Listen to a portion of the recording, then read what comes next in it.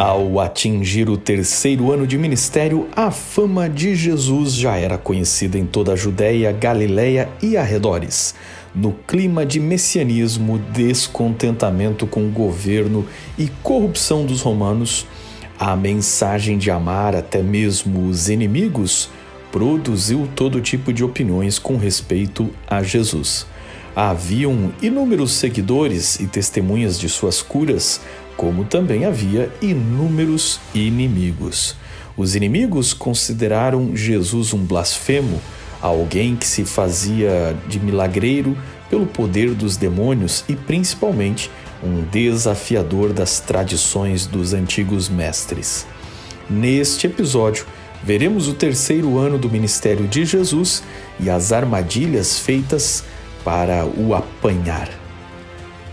Bem-vindos ao canal Observatório 7 e à série O Século de Cristo, onde contamos a história bíblica e mencionamos o que acontecia em outros lugares sob a perspectiva de 7 assuntos, sendo eles a história, antropologia, arqueologia, filosofia, ciência, arte e teologia cristã. Não deixe de assistir os episódios anteriores desta série em playlists aqui do canal, inclusive onde você encontra o que se passava em outros lugares do mundo nesta mesma época, e inscreva-se acionando o sino de notificações para receber os outros vídeos deste tema. Se gostar, curta e compartilhe. Lembre que o vídeo a seguir está repleto de generalizações e simplificações. As imagens foram pesquisadas aleatoriamente, desconsideradas de seu contexto original e reinterpretadas para ilustrar nossa narrativa. O roteiro a seguir reconstrói o terceiro ano do ministério de Jesus, baseado numa harmonia dos 4 evangelhos preparada por este canal. Consciente de que os evangelhos são proclamações da mensagem de Cristo e não uma vez de Jerusalém estavam esperando ver Jesus por ocasião da Páscoa do ano 30 depois de Cristo, para lhe armar uma cilada. Jesus, percebendo esta situação, os frustrou. Como ele não foi onde eles estavam, eles foram ter com Jesus. Abre aspas, então chegaram ao pé de Jesus uns escribas e fariseus de Jerusalém, dizendo: por que transgridem os teus discípulos a tradição dos anciãos? Pois não lavam as mãos quando comem pão? Ele, porém, respondendo, disse-lhes: por que transgredis vós também o mandamento de Deus pela vossa tradição? Mateus 15. Jesus e os discípulos não observavam estas ablusões cerimoniais e os espias tomaram essa negligência como pretexto para acusá-los. Quando quer que se comece uma boa obra, há pessoas prontas a suscitar discussões sobre formas e detalhes de técnica para desviar as mentes das realidades vivas. Os pontos que realmente interessam na revelação bíblica são: creio eu com salvadora fé no Filho de Deus? Está a minha vida em harmonia com a lei divina? Aquele que crê no Filho tem a vida eterna, mas aquele que não crê no Filho não verá a vida. E nisto sabemos que o conhecemos, se guardamos os seus mandamentos. João 3,36 e 1 João 2,3. Depois destes debates, Jesus se retirou estrategicamente para além das fronteiras judaicas, passando pela Fenícia, região hoje do Líbano. Eis que uma mulher cananeia que saíra daquelas cercanias clamou, dizendo: Senhor, filho de Davi, tem misericórdia de mim, que minha filha está miseravelmente endemoniada. O povo desta região pertencia à antiga raça cananeia. Eram idólatras, desprezados e odiados pelos judeus. A essa classe pertencia a mulher que foi ter então com Jesus. Era uma pagã, sendo, portanto, excluída das vantagens dia a dia desfrutadas pelos judeus no contato com a Torá. O Evangelho registra de forma curiosa este que é um dos episódios mais estranhos na maneira como Jesus se comportou. Jesus parece agir de maneira grosseira com ela. Primeiro, faz de conta que não a escuta, e a seguir, diante dos seus discípulos que pedem para Jesus mandá-la embora de uma vez, Ele questiona por que deveria dar pão dos filhos aos cachorrinhos. Mas ela implora pela cura da filha que está possuída por um demônio, reconhece sua condição e diz que os cães se alegram até com as migalhas que recebem. O quadro é humilhante para ela. Entre seu povo, não encontra cura para sua filha e os mesmos espíritos que os pagãos adoram estão destruindo a saúde mental daquela menina. Entre os judeus, ela sabe que é um sistema religioso diferente, mas ao pedir socorro, ela é completamente desprezada. Havia um propósito na maneira como Jesus a tratou. Ele estava ensinando aos discípulos, de forma irônica, como era horrível a atitude de exclusivismo nacional e religioso expresso pelos rabinos que desprezavam os pagãos, quando entre os pagãos havia muita gente pedindo socorro. É como se Jesus estivesse fazendo uma caricatura dos judeus, uma imitação, para tentar despertar a compaixão de seus discípulos. Depois de mostrar de maneira irônica como eles, os discípulos, agiam, e que mesmo assim a pobre mulher continuava suplicando por socorro, Jesus se volta para ela, muda completamente o tom de tratamento, faz a ela um dos maiores e mais belos elogios e a atende imediatamente. Com isso, Jesus derribou a barreira da misoginia, xenofobia e intolerância religiosa. Jesus ensinou na prática como é horrível Deus ter dado conhecimento a um povo e este povo achar-se exclusivo objeto da atenção de Deus, impedindo com isso os demais de desfrutarem a salvação. Qualquer discriminação é aborrecível a Deus. Aos seus olhos, a alma de todos os homens é de igual valor. De um só, diz a Bíblia, fez toda a geração dos homens, para habitar sobre toda a face da terra, determinando os tempos já dantes ordenados e os limites de sua habitação, para que buscassem ao Senhor, se porventura tateando o pudessem achar, ainda que não está longe de cada um de nós. Sem distinção de idade ou categoria, de nacionalidade ou de privilégio religioso, são todos convidados a ir a Ele e viver. Todo aquele, diz a palavra de Deus, que nele crer não será confundido. Portanto, não há diferença. Nisto não há judeu nem grego, não há servo nem livre. O rico e o pobre se encontraram e todos os fez o Senhor. O mesmo é o Senhor de todos que o invocam, porque todo aquele que invocar o nome do Senhor será salvo. Citei aqui os textos de Atos 17, 26 e 27, Gálatas 3, 28, Provérbios 22, 2 e Romanos, capítulo 10, 11 a 13. O retorno de Jesus e dos discípulos da fronteira se deu pela Decápolis, que também eram cidades próximas ao Mar da Galileia, sujeitas aos costumes pagãos. Jesus era plenamente conhecido nesta região, porque havia exorcizado os endemoniados gadarenos naquele local, e estes homens curados testemunharam sobre Jesus. Este era outro aspecto que incomodava os líderes judeus com respeito à maneira de ser de Jesus, mostrando piedade pelos pagãos considerados por eles como inimigos militares. Nesta sequência, acreditamos ter ocorrido a cura de um surdo, a segunda multiplicação dos pães e peixes, o pedido de um sinal, a cura de um cego de Betsaida e a retirada para Cesareia de Filipe, onde ocorre um dos mais importantes diálogos de Jesus com os 12 apóstolos a respeito da própria identidade do Messias. Mateus 16, 15 e 16 diz o seguinte: E vós, quem dizeis que eu sou? Pedro respondeu: Tu és o Cristo, o Filho do Deus vivo. Desde o princípio, Pedro crera que Jesus era o Messias.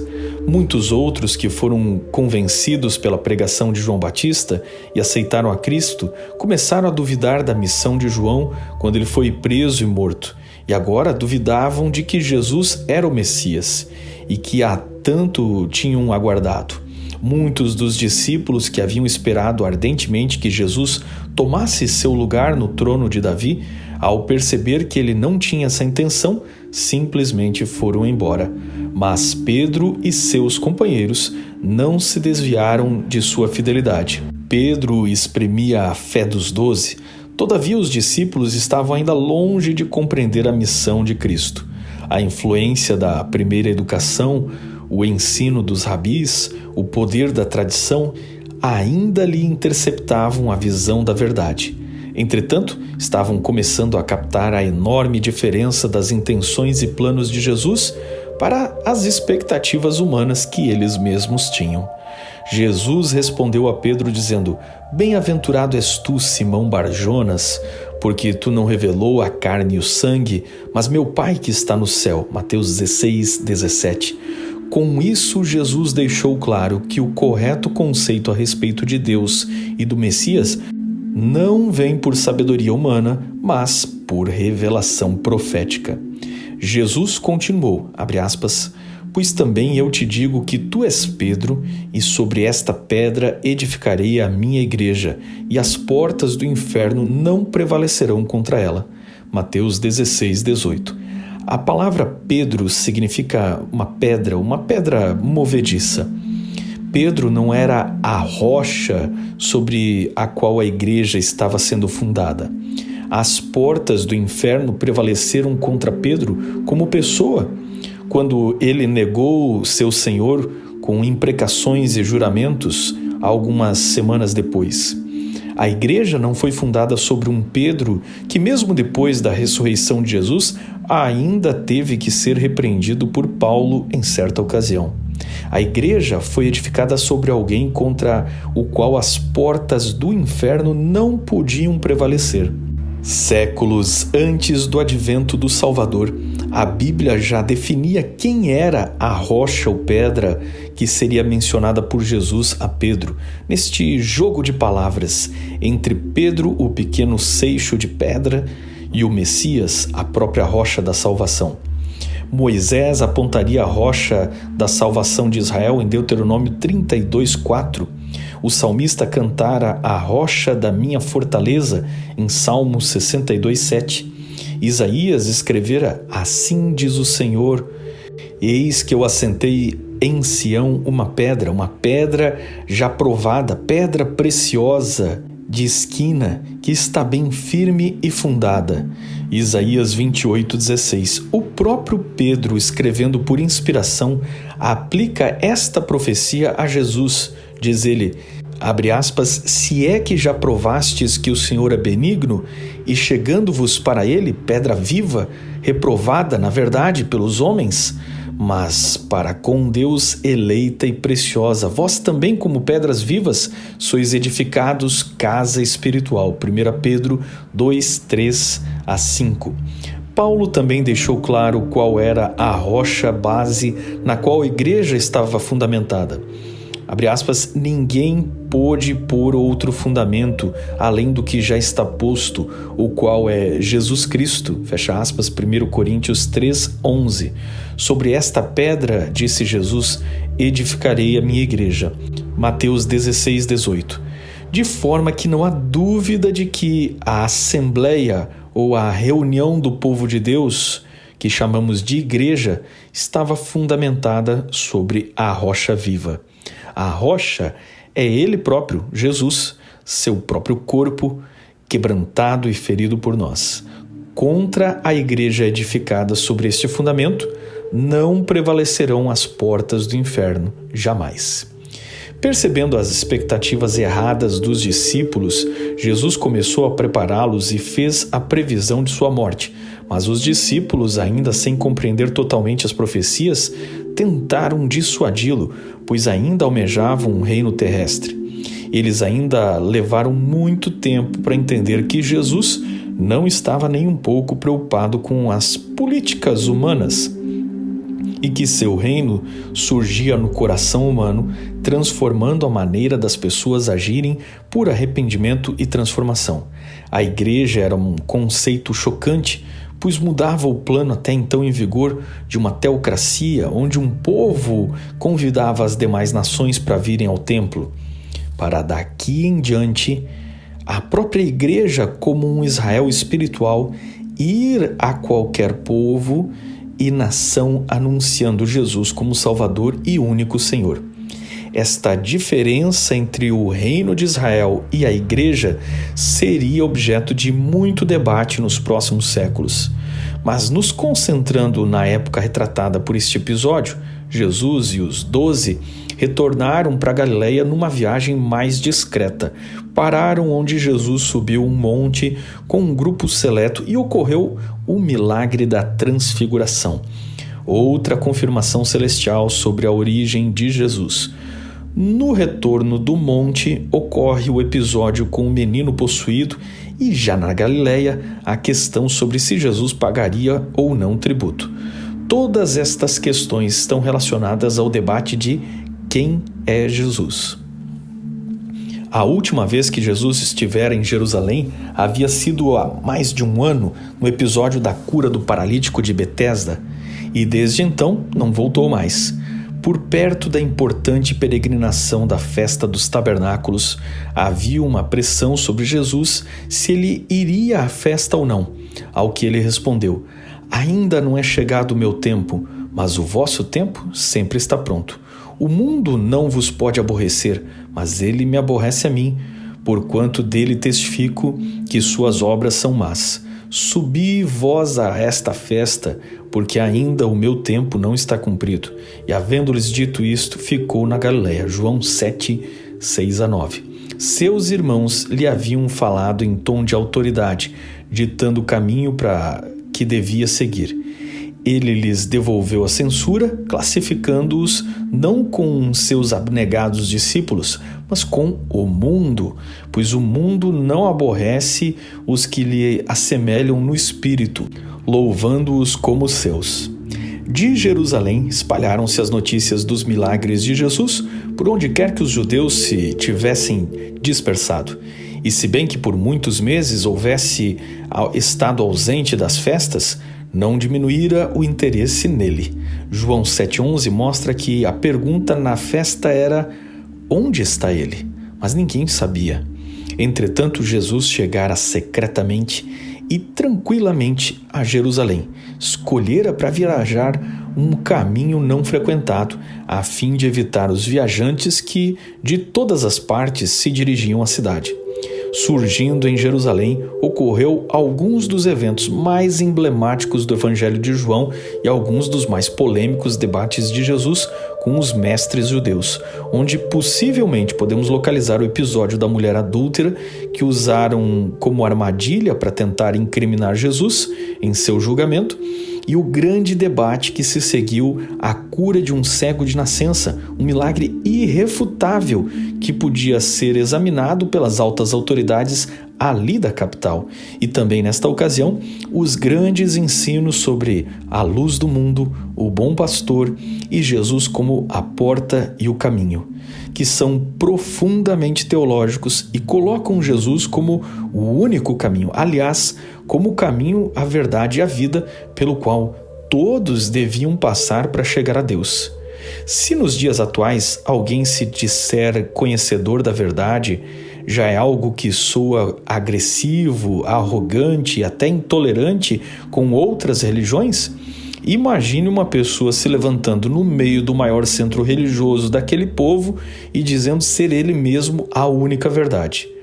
Para alguns, Jesus era esta esperança e tão aguardada, enquanto para outros isso era blasfêmia, desrespeito e até motivo para a pena de morte.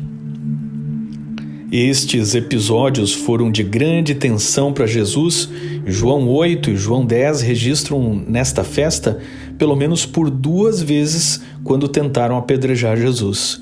E com sua vida por um fio, ele retornou para Galileia, quando deste ponto em diante seu ministério se tornou cada vez mais cuidadoso, evitando multidões, pois procuravam ocasião para o acusar e aprender. Durante esta festa, muitos dos debates ocorreram no intuito que eles tinham de testar Jesus com questões dúbias, mas muitos destes debates também produziram alguns dos mais belos ensinamentos de Cristo sobre a graça, assim como, por exemplo, a famosa parábola do bom samaritano. Mesmo assim, diante da constante destas armadilhas, Jesus passou para outra região um pouco mais livre, a Pérea, uma província além do Jordão. Ali a multidão o seguiu e se aglomerava aos seus passos, como nos primeiros tempos em seu ministério na Galileia, e foram repetidos muitos de seus anteriores ensinos.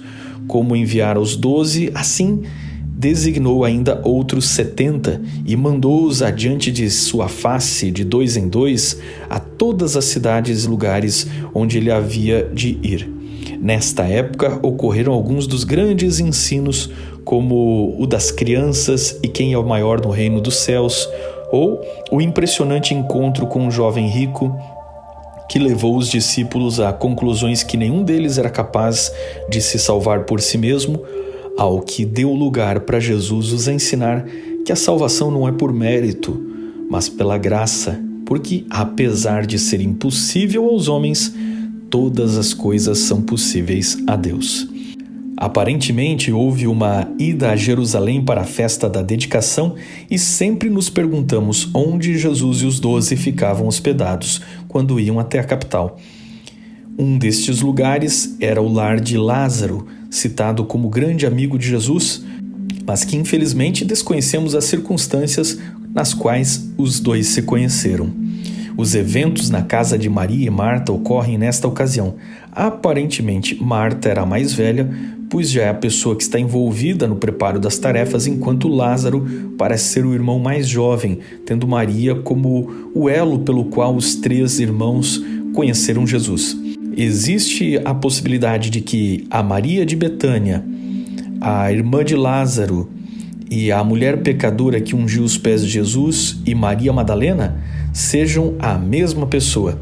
Talvez seria Maria Madalena, que recebeu esse nome depois que fugiu para a cidade de Magdala por ocasião do pecado que difamou seu nome, até que foi exorcizada de 7 demônios e perdoada de seus pecados por Jesus.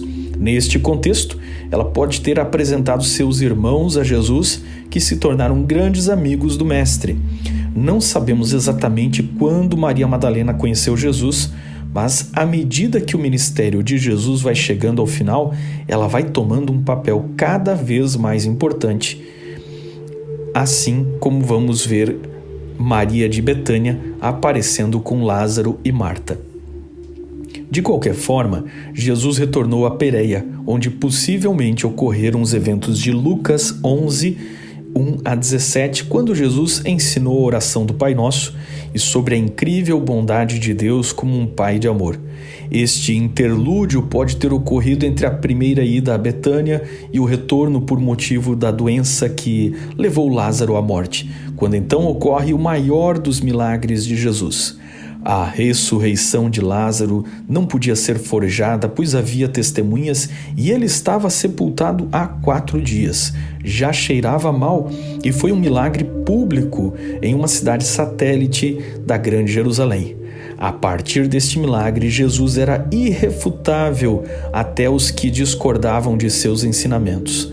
Mas o resultado do milagre, em vez de convencer os críticos, gerou o que está descrito no final de João 11, 47 a 57. Depois, os principais dos sacerdotes e os fariseus formaram um conselho e diziam: "Que faremos?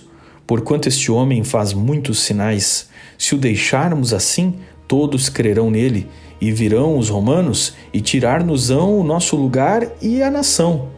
E Caifás, um deles, que era sumo sacerdote naquele ano, disse-lhes: "Vós nada sabeis, nem considerais que nos convém que um homem morra pelo povo, e que não pereça toda a nação?" Ora, ele não disse isto de si mesmo, mas sendo o sumo sacerdote naquele ano, profetizou que Jesus devia morrer pela nação. E não somente pela nação, mas também para reunir em um corpo os filhos de Deus que estavam dispersos. Desde aquele dia, pois consultavam-se para o matarem. Jesus, pois, já não andava manifestadamente entre os judeus, mas retirou-se dali para a terra junto ao deserto, para uma cidade chamada Efraim, e ali ficou com seus discípulos. Estava próxima a Páscoa dos judeus, e muitos daquela região subiram a Jerusalém antes da Páscoa para se purificarem. Buscavam, pois, a Jesus e diziam uns aos outros: estando no templo, que vos parece? Não virá a festa? Ora, os principais dos sacerdotes e fariseus tinham dado ordem para que, se alguém soubesse onde ele estava, o denunciasse, para o prenderem. Percebendo o perigo, Jesus retirou-se para a região montanhosa de Efraim, onde ocorreu o episódio da cura dos 10 leprosos, os eventos de Lucas 17 até 19, 28, quando se encontra com o jovem rico e se contou a famosa parábola do fariseu e publicano.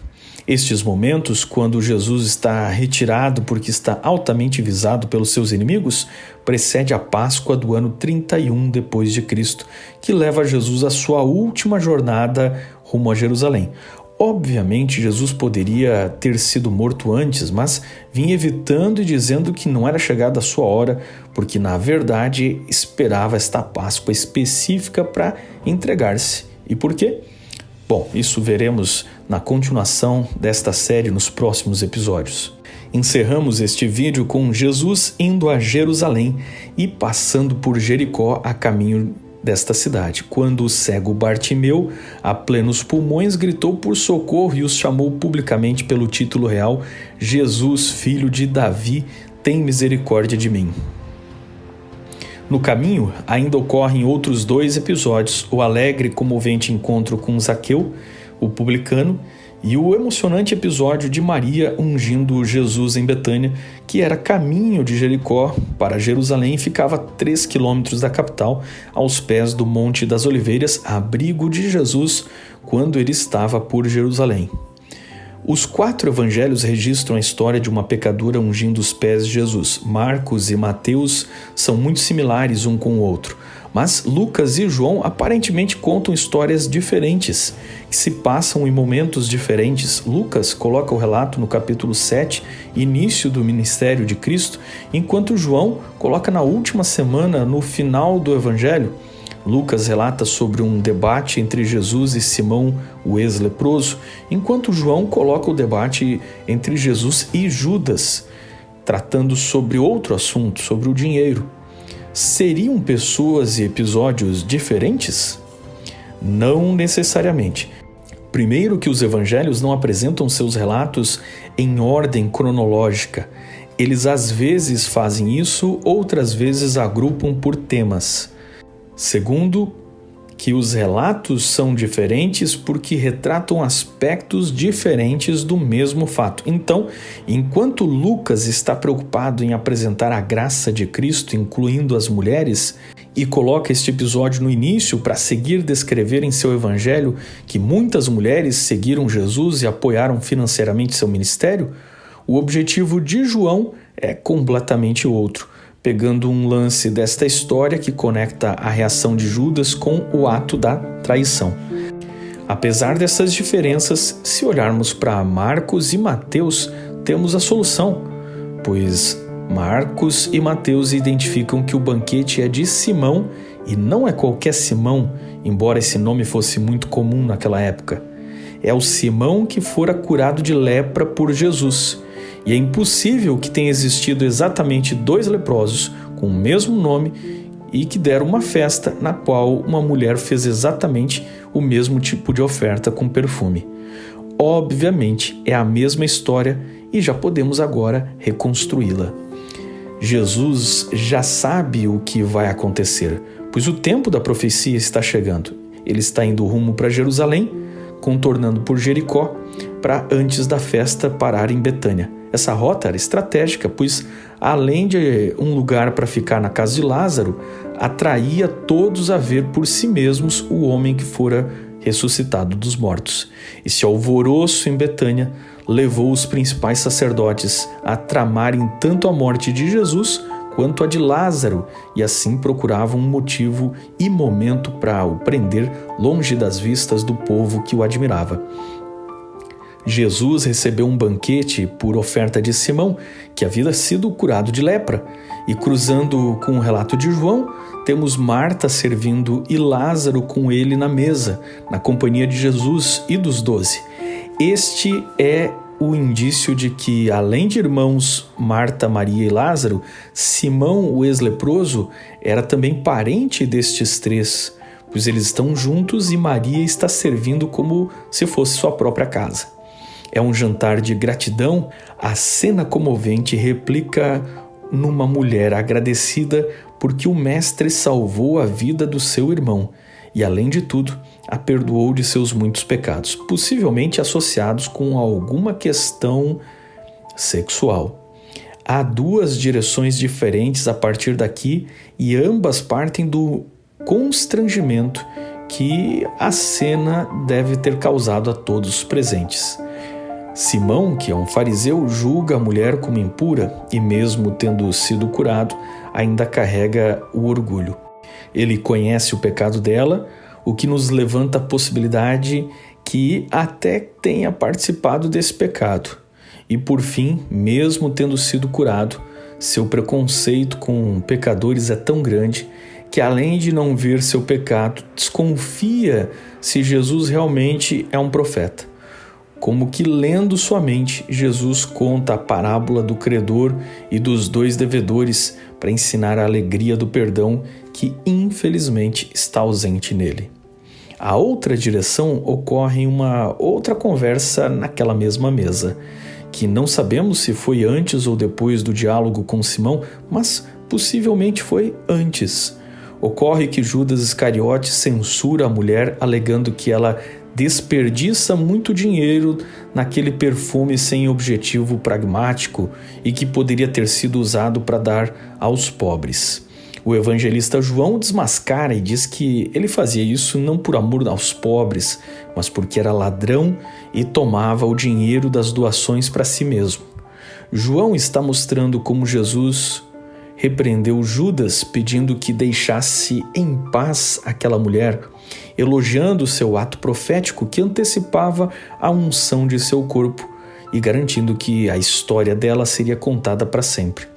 João está mostrando isso para criar um contexto no qual vai apresentar Judas como o traidor, amante de dinheiro e amargurado com Jesus porque este o corrigiu com respeito a uma mulher. O caráter de Judas, orgulhoso, ambicioso e corrupto, está sendo apresentado pelo evangelista para as cenas que virão a seguir na última semana de Jesus.